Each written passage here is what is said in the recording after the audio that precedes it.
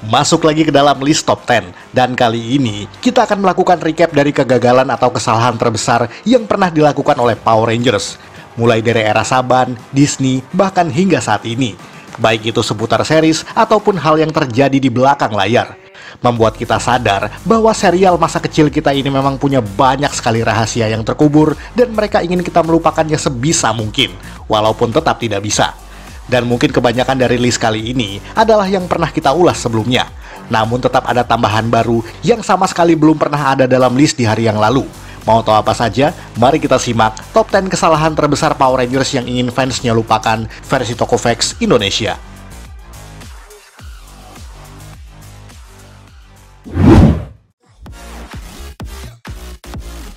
Terlalu fokus pada Nick Russell, Power Rangers Mystic Force. Ya, mungkin ini adalah salah satu season era Disney yang mendapat banyak kritikan. Sebab para fans menilai bahwa selama 32 episode Mystic Force, hanya tokoh Nick Russell, sang Ranger merah lah yang paling banyak disorot. Bahkan hingga membuat karakter lain yang sebenarnya cukup potensial menjadi kurang mendapat perhatian. Hal ini terjadi bukan tanpa alasan, sebab didasari oleh permasalahan budget yang sudah dimulai dari season sebelumnya, yakni Power Rangers SPD. Kenapa? Begini penjelasannya. Produser Power Rangers saat itu, yang bernama Bruce Kalish, mengatakan bahwa episode terakhir SPD benar-benar over budget sebab menggunakan banyak CGI yang digabungkan dengan original footage. Kesalahan perhitungan keuangan tersebut tentu saja membawa dampak bagi season selanjutnya, dan memutuskan untuk menggunakan banyak footage Jepang dari Magi Ranger, yang kemudian disesuaikan dengan storyline dari Mystic Force. Kiat itu tentu saja untuk menghemat budget yang ada. Akan tetapi kendalanya, footage Magi Ranger memang banyak yang terlalu Jepang untuk disesuaikan dengan kondisi dan juga ide cerita ala selera barat.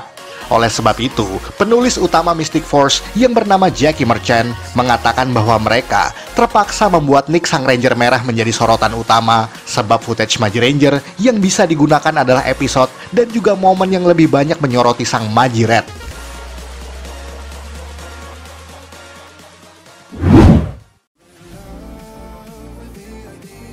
Crossover dengan Teenage Mutant Ninja Turtles, Power Rangers in Space. Pada tahun 1998, Saban menggarap sebuah serial adaptasi dari karakter ikonik yakni Kura-Kura Ninja, yang dalam versi live action tersebut diberi judul sebagai Teenage Mutant Ninja Turtles The Next Mutation. Tentu saja sebagai kiat promosi, Saban memutuskan untuk memasukkan tokoh-tokoh tersebut sebagai bintang tamu di salah satu episode Power Rangers in Space yang tayang pada saat bersamaan. TMNT ini muncul pertama kali pada episode ketiga, lalu menjadi fokus cerita pada episode selanjutnya, yang oleh Astronema dijadikan boneka untuk melawan Power Rangers. Dan sayang sekali, episode tersebut menjadi yang terburuk di season in Space. Bahkan sama sekali tidak memberikan hype serta keseruan yang diharapkan oleh Saban kepada penonton. Tidak hanya itu, bahkan serial independen TMNT The Next Mutation sendiri mendapat catatan buruk dari segi rating, bahkan juga secara kualitas penggarapannya. Oleh sebab itu, tidak banyak orang yang mengingat bahwa Power Rangers pernah berkolaborasi dengan Kura-Kura Ninja. Sebab kesan pertamanya yang memang sangat buruk sekali, seakan kini Saban serta Power Rangers ingin kita melupakannya.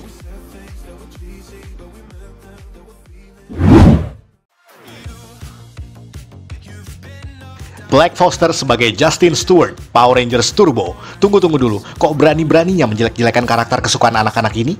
Ya, jujur saja, Tokofax Indonesia memang menyukai tokoh Ranger biru cilik tersebut. Mungkin juga sama seperti kalian pada masa kecil dulu.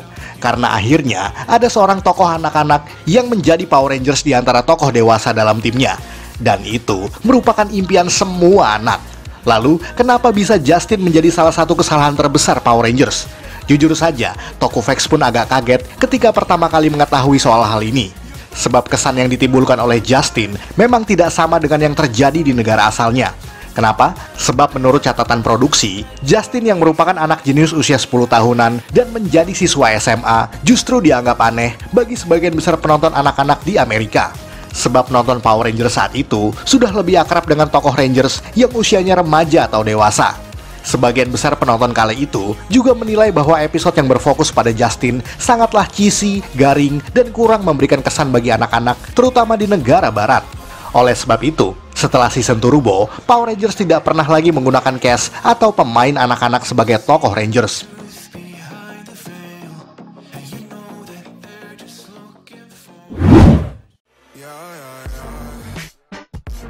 Power Rangers Operation Overdrive, satu lagi season Disney yang nampaknya kurang memberikan impression seperti yang mereka harapkan, yakni adaptasi dari Go-Go Sentai Bockenger, apalagi kalau bukan Operation Overdrive.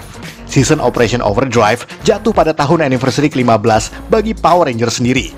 Awalnya, Disney yang saat itu menaungi produksi serial ini menginginkan ide petualangan dan perjalanan dari lokasi ke lokasi yang berbeda, sesuai dengan versi Bockenger tentunya.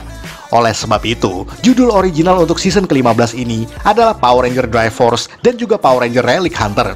Namun, ide ala Indiana Jones tersebut kemudian berakhir dengan problem seputar budget, yang memaksa Disney untuk menggunakan footage Bockenger yang digabungkan dengan footage original dari lokasi-lokasi yang terbatas. Apalagi Bockenger sudah menetapkan gambarnya menjadi HD 720 dengan rasio layar yakni 9:16. Sementara Power Ranger saat itu masih tetap dengan standar definition 480 dengan rasio 4:3, menjadikan Operation Overdrive sebagai season yang sangat menantang untuk digarap, sebab mereka harus mendistorsi gambarnya agar sesuai dengan rasio 4:3 tersebut, dan itu sangatlah berantakan secara continuity. Di samping itu, penonton di Amerika dan New Zealand menilai bahwa Operation Overdrive memang tidak begitu mengesankan secara penulisan cerita. Ditambah lagi dengan karakter-karakter yang dianggap membosankan serta jokes yang sangat garing. Tapi bagaimanapun, Operation Overdrive masih jauh lebih unggul ketimbang anniversary lain setelahnya.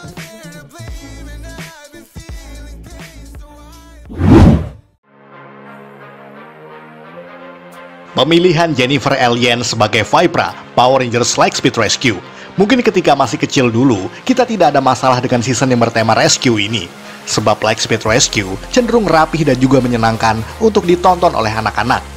Tapi ternyata ada satu catatan buruk tentang series ini yang nyaris membuat penonton garuk-garuk kepala saat menontonnya lagi di usia yang lebih dewasa, yakni akting dari Jennifer Alien sebagai karakter musuh yang bernama Vipra. Sebab aktris keturunan Asia ini tidak menunjukkan emosi dan ekspresi yang sesuai dengan karakter yang ia mainkan, dan membuat nada dialog yang ia ucapkan terdengar sangat datar. Oleh sebab itulah, kesan jahat dan kejam dari Vipra tidak terdeliver dengan baik kepada para penonton. Lalu, kenapa Saban memilih seseorang yang tidak berkompeten dalam akting untuk menjadi seorang aktris? Satu-satunya alasan yang diyakini oleh para fans adalah untuk menyesuaikan dengan footage Jepang, yakni karakter Dines yang dimunculkan pada sebagian kecil momen dalam seriesnya. Apalagi karena Jennifer Alien memang berwajah Asia. Oleh sebab itulah, Jennifer Alien memutuskan untuk pensiun dari dunia akting sesaat setelah tamatnya serial ini. Namun kini, nampaknya ia mulai berhasil menemukan passion sejatinya, yakni sebagai seorang pebisnis produk kecantikannya sendiri, di mana idenya didapat setelah mengalami kulit berjerawat saat memerankan Vipra.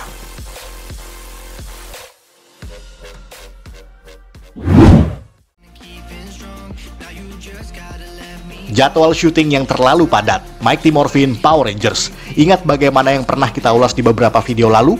Bahwa pada awal 90-an, ketika masa tayang dan produksi Power Rangers sedang jaya-jayanya, Saban memutuskan untuk meneruskan serial ini meskipun sudah direncanakan tamat sejak episode ke-40 pada season pertama. Dan itu merupakan kendala besar bagi para aktor, sebab mereka seakan dipaksa untuk mengikuti jadwal syuting yang sangat intensif. Sebagian besar aktor dan aktris bahkan memutuskan untuk menyewa tempat bersama yang lokasinya tidak jauh dari studio tempat mereka biasa melakukan syuting Power Rangers. Bahkan menurut wawancara oleh Nopping Spandex, Amy Jo Johnson yang merupakan pemeran Kimberly pernah mengalami betapa buruknya manajemen schedule dari pihak produksi Power Rangers. Sebab pada tanggal 17 Januari 1994 terjadi sebuah gempa besar yang mengguncang daerah San Fernando di Los Angeles, California, Amerika Serikat, di mana lokasi itu dekat sekali dengan lokasi syuting Power Rangers yang berada di Valencia, kota Los Angeles.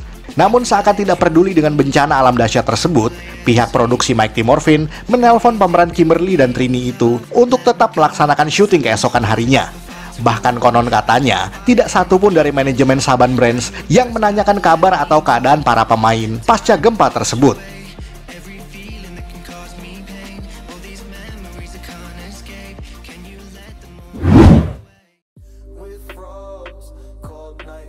Ketidaknyambungan antara Power Ranger Zeo ke Turbo. Seperti yang kita ketahui, bahwa season Zeo adalah salah satu monumental kesuksesan Power Rangers pada era Saban awal. sebab menghadirkan kostum baru, jalan cerita baru, dan segala hal baru lainnya yang belum ada pada season prequelnya dulu. Tapi satu hal yang agak mengganjal di sini adalah tentang ketidaksinambungan season Zeo dengan season sequelnya, yakni Power Rangers Turbo. Yang pertama, mengapa mereka harus mengganti kekuatan Zeo ke Turbo? Padahal Zordon pernah berkata bahwa Zeo Power merupakan yang paling kuat. Bahkan mereka tidak kehilangan kekuatan tersebut pada akhir season. Jika tidak ada yang rusak, maka jangan perbaiki apapun.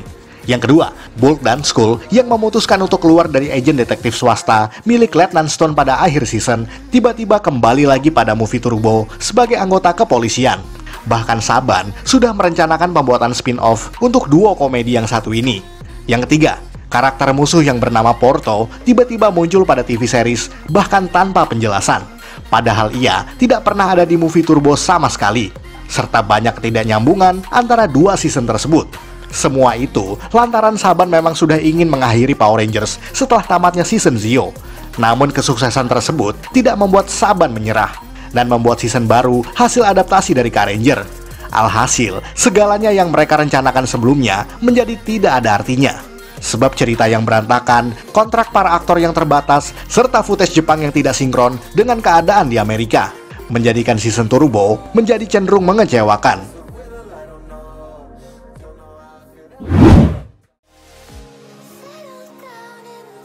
Insiden konferensi perdamaian Mighty Morphin Power Rangers. Kita pun sudah pernah bahkan cukup sering mengulas soal ini, yakni episode The Power Transfer yang mengkisahkan tentang pemindahan kekuatan dari Jason, Trini, dan juga Zack kepada 3 anggota baru Power Rangers. Dan semuanya bukan terjadi tanpa alasan. Sebab pada saat itu, Austin St. John, Tui Trang, dan juga Walter Emmanuel Jones terpaksa harus keluar dari acara tersebut sesaat setelah mengajukan kenaikan gaji yang ditolak oleh pihak Saban. Membuat 3 aktor utama ini harus digantikan kemunculannya dengan stunt double serta potongan adegan dari episode sebelumnya. Parahnya, pihak produksi memutuskan untuk membuat cerita yang agak konyol hanya untuk membuat alasan mengapa Jason dan 2 rekan lainnya harus digantikan. Yakni, 3 orang tersebut harus berhenti menjadi Rangers sebab mereka terpilih sebagai perwakilan remaja dalam konferensi perdamaian dunia. Aneh nggak sih? Oleh sebab itu, para fans menyebutnya sebagai Peace Conference Incident. Alhasil, 3 aktor yang mengundurkan diri tersebut sempat mengalami kesulitan ekonomi pasca tidak lagi bermain di Power Rangers. Untungnya, Saban dan Power Rangers nampaknya sudah berdamai dengan Austin St. John dan juga Walter Emmanuel Jones. Namun tidak dengan Tui Trang, sebab ia telah wafat pada tahun 2001 sebelum Saban sempat menunjukkan itikat baik padanya.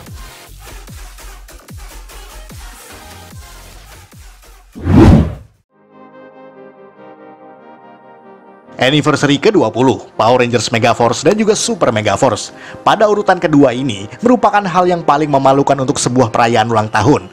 Pada season ke-19 dan 20 tersebut, Power Rangers memutuskan untuk membuat season adaptasi dari Goseiger dan juga Gokaiger sekaligus. Dan seperti biasa, ekspektasi penonton akan hal tersebut nampaknya memang terlalu besar, sehingga tidak sesuai dengan apa yang dihasilkan oleh Saban. Seperti yang kita ketahui, bahwa Megaforce dan Super Megaforce merupakan season Power Rangers dengan penggarapan terburuk sepanjang masa. Kenapa? Sebab produksi yang sangat low budget tersebut memaksa mereka menggunakan nyaris 80 hingga 90% footage Jepang dan mengabaikan penulisan cerita menjadi sangat kacau balau. Apalagi Super Megaforce yang memunculkan Ranger Ki yang berasal dari Super Sentai yang tidak pernah diadaptasikan sebelumnya. Ditambah para pemain yang menggunakan pakaian yang nyaris sama pada setiap episode. Dan juga cameo veteran Rangers yang hanya dipertemukan pada 2 menit di momen terakhir season ini, membuat fans Super Sentai dan Power Rangers sangat dibuat marah besar atas hasil tersebut. Kegagalan yang memalukan ini membuat Saban terpaksa memecat produser yang bernama Jonathan Zacher, karena dianggap bahwa ia yang paling bertanggung jawab atas semua keputusan tersebut. Dan sebelum berlanjut ke urutan pertama, mari kita simak sisanya dalam Honorable Mentions.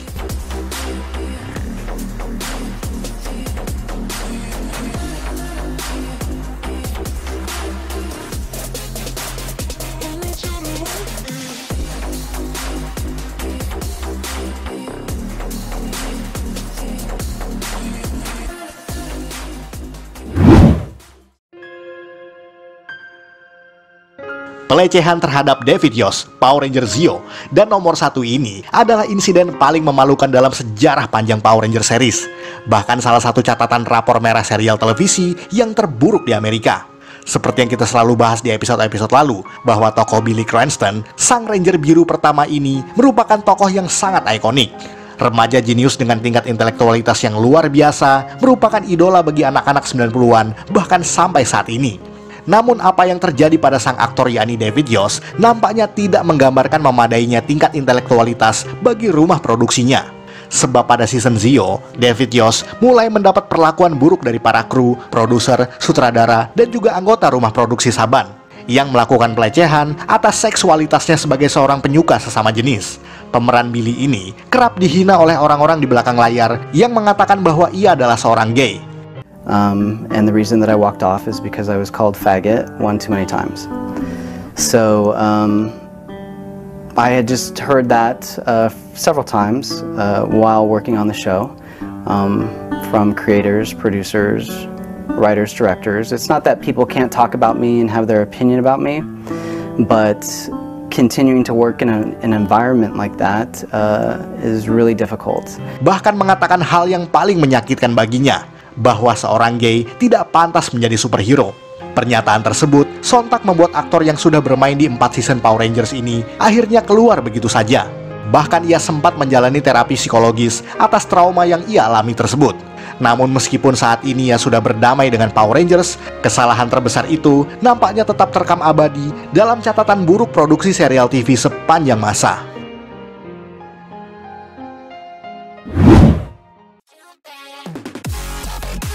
Sekian ulasan dari Tokofax Indonesia. Buat Anda yang suka dengan video ini, silakan like dan share ke media sosial Anda. Jangan lupa tinggalkan komentar. Akhir kata, salam Tokofax Indonesia.